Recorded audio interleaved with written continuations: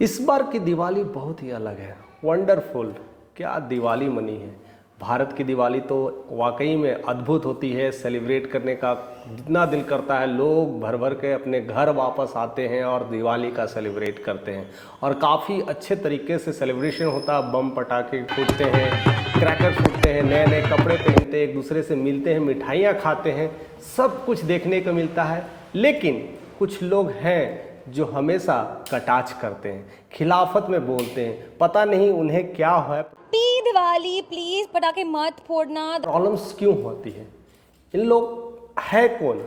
या तो हमारे साथ में है या हमारे विपरीत रहते हैं। क्या करने का मकसद रहता है? इंसानियत के नाम पे लगता है एक कलंक है। क्या ऐसा दिखाना चाहते हैं कि मैं एक अच्छा ह्यूमन बीइंग हूँ? ऐसे कई तरह की बातें हैं जो उठती है हमेशा फेस्टिवल के टाइम पे, जो कि ना उठना चाहिए।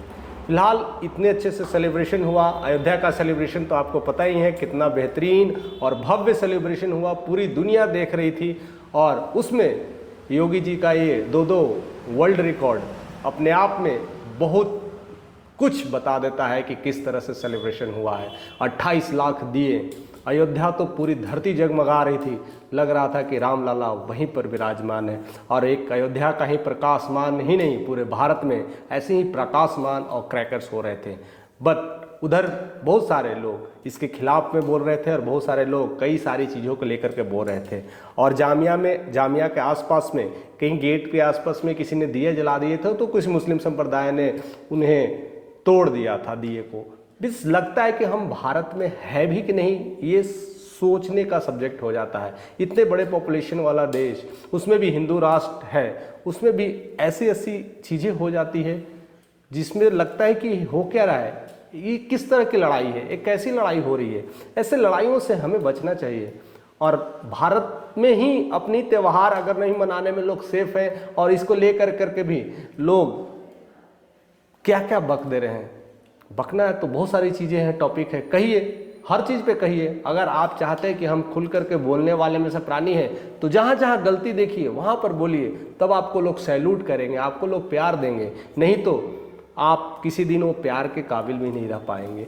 यह काफ़ी कुछ सोचने के लिए बनता है और काफ़ी कुछ दिखाया गया, और यही समझ को लाने के लिए मैं कुछ इस टॉपिक पे आया हूँ कि दिवाली सिर्फ और सिर्फ भारत में नहीं बनती है, पूरे अब दुनिया में दिवाली बन रही है।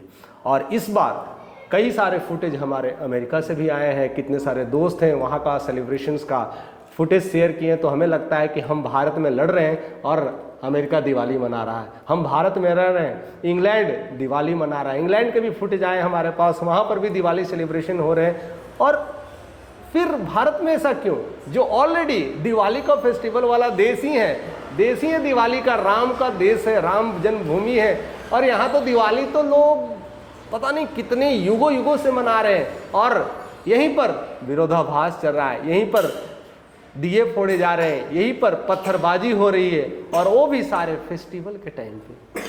फिर कौन है ये लोग, किस मजहब से आते हैं, किस संप्रदाय से आते हैं, और कहना क्या चाहते हैं और दिखाना क्या चाहते हैं? काफ़ी कुछ सावधान रहने की ज़रूरत है। हमारे पीएम मोदी ने भी इस पर बहुत सारे कटाक्ष बातें किए। कहते हैं कि कुछ है मजहबी लोग जो हमें तोड़ने का काम करते हैं, उसे तो सफाया कर ही देना चाहिए या उसे हटा देना चाहिए। योगी भी इस मुहिम में बहुत कुछ बढ़ चढ़ के हिस्सा ले रहे हैं। कई सारे बाबा भी हैं, इस बात को लेकर के बातें करते हैं। इवन बाबा बागेश्वर भी इस बातों को लेकर के कहते हैं ऐसे मजहबी में कुछ लोग हैं जो ऐसी चीज़ें करते हैं और देश में विद्रोह की भावना की पैदा करते हैं, उसे तो हटा ही देना चाहिए या तो उसे सुतली बम दे करके उड़ा ही देना चाहिए। ऐसी कई बातें हो रही है। लेकिन आज आपकी आंखें खोल देगी जो दिवाली, जो सेलिब्रेशन सऊदी अरब में मनाया गया है। ऐसा लगता है कि दिवाली का धून जिस तरह से गूंज रहा था, लग रहा हिंदुस्तान वहां पर बसा हुआ है। तो क्या आप सोच सकते हैं, हिंदुस्तान को लोग हिंदुस्तान में सेलिब्रेशन का नहीं करते, लेकिन दुबई को कहते कि एक हिंदुस्तान है। पहली बार सेलिब्रेशन, पहली बार ऐसी दिवाली देखने को मिला है जहां पर दिवाली सेलिब्रेशन को लेकर के कई सारी प्रॉब्लम्स थी, कई सारी समस्याएं थी। वहां पर खास करके कट्टर मुस्लिम हुआ करते थे, सरिया मुसलमान जिसे कहते थे, वह अपने संप्रदाय के प्रति इतना कड़क होते थे, इतना प्रॉब्लम्स करते थे कि आप अगर पूजा पाठ भी कर लिए, मंदिर में भी चले गए, तो आपको जुर्म और जेल हो जाता था, या तो देश निकाला हो जाता था, वहाँ से लोग निकाल देते थे, या पर चर्च में नहीं जा सकते हैं, या पर मंदिर वाले नहीं बना सकते हैं। ये सब सारे कट्टर मुस्लिम थे और वहाँ पर ये सब सारी चीज़ें रोक थी, प्रतिबंध थी। लेकिन वहाँ की सरकार ये बातें समझ गई, वहाँ के शहजादों ने यह बातें जान ली और तब से वो भी जय श्री राम के नारे लगाते हैं और वहाँ से अपनी शुरुआत करते हैं। और उसके बाद दुबई में बाबा बागेश्वर धाम जब गए थे, सरकार गए थे, तो वहाँ पर जय श्री राम के नारे से पूरा दुबई गूंजा था। यानी कितना ट्रांसफॉर्मेशन आया है, कितनी परिवर्तन आया है। सरिया जो कानून था वह कानून धार्मिक पूजा के खिलाफ था। अगर कोई ऐसा करता उसे तुरंत गिरफ्तार कर लिया जाता था, जेल में बंद कर दिया जाता था, या तो देश निकाला होता था। लेकिन वह कानून था, अब नहीं है। मुस्लिम देशों में से एक देश आता है सऊदी अरब, लेकिन वहाँ पर भी लोग समझ गए हैं, वहाँ के नवाब ये बातें समझ गए हैं, वहाँ के मौलाना, वहाँ के खलीफा, वहाँ के शहंशाह यह समझ गए हैं कि दुबई को बचाना है, दुबई को संभालना है, दुबई की खूबसूरती को रखना है, तो हमें सब सारे चीज़ों को अपनाना पड़ेगा।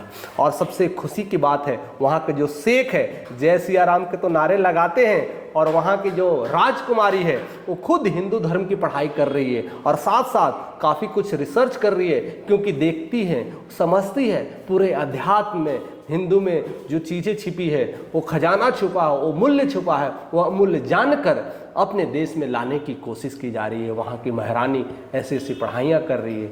तो सियाराम किस लिए लड़ रहा है, किस लिए संप्रदाय की बातें कर रहा है? तो फिर इससे अच्छा तो दुबई है ना, मुस्लिम कंट्री, जो लगता है कि हिंदुस्तान वही है। कभी भी आप दिवाली में अगर मौका मिले तो एक बार दिवाली वहाँ पर भी मना के देखिए, आपको लगेगा कि हिंदुस्तान से बेटर दिवाली हम मना रहे हैं। तो ऐसी ऐसी चीज़ें हैं, यहाँ पर लोग लड़ा रहे हैं, यहाँ पर संप्रदाय के लिए लड़ा रहे हैं। और सबसे बड़ी जो वहाँ की और जो खास बातें जो निकल करके आई है, वहाँ पर जैसे इंडिया में आप जब भी जाते हैं, जब दिवाली आती है तो हर घर दुकान कैसे सजते रहते हैं, वहाँ पर आतिशबाजी की सब सामानें मिलते हैं, फल फूल जितने भी हैं, खाने पीने की चीज़, पूजा की सामग्री और सारे जो कुछ भी है सब कुछ मिलते हैं। वैसा ही बाजार वहाँ पर भी लगता है और वहाँ पर भी वैसी सारी चीज़ें मिलती है। लगता है कि आप इंडिया का ही मार्केट कर रहे हैं, यानी हिंदुस्तान में ही पहुँच गए, वो सारी सामग्री और सारे चीज़। और उसके बाद जो वहाँ का प्रोग्राम होता है, डांस प्रोग्राम करते हैं, दीप जलाते हैं, वो भी चीनी मिट्टी, जो कहते हैं मिट्टी के दिए जलाते हैं। यह काफ़ी सोचनीय है ना, लगता है ना भारत वही है। तो अखंड भारत का सपना ही यही था, अखंड भारत वैसा ही था और सोच वही थी, स्पिरिचुअल सोच वही थी। और उस स्पिरिचुअल सोच को उन्होंने बाखूबी को समझा है। और वहाँ पर दीपोत्सव जिस तरह से मनाया जा रहा है और जिस तरह से गहने सोने आभूषण पहनते हैं, वहाँ का बाजार जो मिनी भारत कहलाता है, वो अपने आप में देखने लायक है। तो ऐसा है दुबई का त्यौहार, ऐसा है दुबई का प्यार, जो लगता है कि हिंदुस्तान ही वहीं बसा है। और बहुत सारी चीज़ें वहाँ पूरी तरह से दुल्हन को सजाया जाता है, एकदम कहते हैं ना पूरी दुबई दुल्हन की तरह सज गई है। भारत में ऐसा सेलिब्रेशन देखा जाता था, लेकिन अब दुनिया के हर कोनों में देखा जाता है। उसका जीता जाता एग्जाम्पल है दुबई। और दुबई में इस तरह का जो मिला है अद्भुत सम्मेलन और अद्भुत चीज़ें जो हुई है, अद्भुत दिवाली हुई है, वो काफ़ी कुछ बयान कर रहा है और काफ़ी कुछ सिखाने की कोशिश कर रहा है। और सबसे बड़ी बात, वहाँ पर भी इतने बड़े अच्छा अभी हिंदू मंदिर भी उद्घाटन हो चुका है, उस पर खुद बहुत सारे चर्चा में रहते हैं और बहुत सारे शेख वहाँ के चर्चा में रहते हैं। जब भी वहाँ पर स्टेज पे आते हैं, कोई प्रोग्राम्स करते हैं, तो जय सिया राम के नारे लगा करके बात करते हैं। लेकिन भारत में छुपे ऐसे गैर मजहबी लोग हैं जो इस बात को नहीं समझते हैं और इस बात को लेकर के लड़ाने की कोशिश करते हैं। हमेशा त्योहारों पे ऐसी ऐसी बातें करते हैं कि बम पटाखे नहीं छोड़ना है, क्रैकर्स नहीं छोड़ना है। जिस तरह की आतिशबाजी आपको सऊदी अरब में मिला है, आप देख करके दंग हो जाइएगा। और ये नहीं कहिएगा कि भारत वाले अब से आतिशबाजी नहीं करना है, दिवाली में आतिशबाजी करने से मेरे कान खराब हो जाते हैं, या तो जानवर हिंसक है हो जाते हैं, या बहुत सारी समस्याएं हो जाती है, या प्रदूषण हो जाता है। ये सब के नारे भारत में जो लगा रहे हैं, वो सब सावधान हो जाएंगे या समझ जाएंगे कि मैंने बहुत गलती किया है और पाप किया है। इसलिए कई लोग ऐसे सनातनी जाग जाते हैं जो छुपे हैं। अभी बहुत सारे ऐसे न्यूज़ आ रहे हैं, कई सारे सनातनी जाग जा रहे हैं और वो डायरेक्टली वार कर रहे हैं और कह रहे हैं कि हम झंडा गाड़ेंगे, सनातनी का झंडा गाड़ेंगे और दिखा देंगे। क्योंकि जिस तरह से रोक लगाई जा रही है, यह रोक सही नहीं है। अगर ऐसी रोक लगेगी तो फिर क्या फ़ायदा है? हमारे पर्व त्योहारों का क्या फ़ायदा? और पर्व त्योहारों में ही रोक लगाना है क्या है? जो मुद्दा है उस पर बात की है। पोल्यूशन का मुद्दा है। पोल्यूशन केवल एक दिन का पोल्यूशन नहीं है कि आप दिवाली पे नहीं पोल्यूशन कर देते हैं और सब कुछ खत्म हो जाता है, पूरा भारत सिमट करके पूरी तरह से पोल्यूशन ग्रेडेड में नाम आ जाता है। लेकिन हर दिन जो गाड़ियां चल रही है, हर दिन जो ऐसे बहुत सारे काम हो रहे हैं, उसके लेकर के भी हो सी बात। हमारे धार्मिक ग्रंथों में ऐसी बहुत सारी चीज़ें छुपी हुई है, बहुत सारी कहानियाँ छुपी गई हैं। एक तरह से हम कहते हैं क्रैकर से हम लोग गंदगी फैला रहे हैं, प्रदूषण फैला रहे हैं, लेकिन वही धार्मिक ग्रंथों में लिखा गया है हवन की जो प्रक्रिया है, जिस तरह से हवन करते हैं तो वातावरण शुद्ध हो जाता है। यानी सम्मेलन बना हुआ है, जिस तरह से सब चीज़ों में, ग्रंथों में, वेदों में, पुराणों में सब बातें की गई, हवन की प्रक्रिया की गई।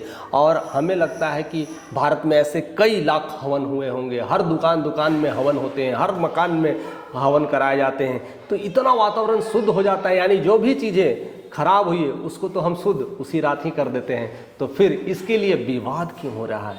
यानी विवाद भी करना है तो और कुछ चीज़ों के लिए करना चाहिए, और भी बहुत सारे मुद्दे हैं करने के लिए, उस पर कोई कटाक्ष नहीं करता है, उस पर कोई खड़ा होता नहीं है, उस पर कोई बोल नहीं पाता है।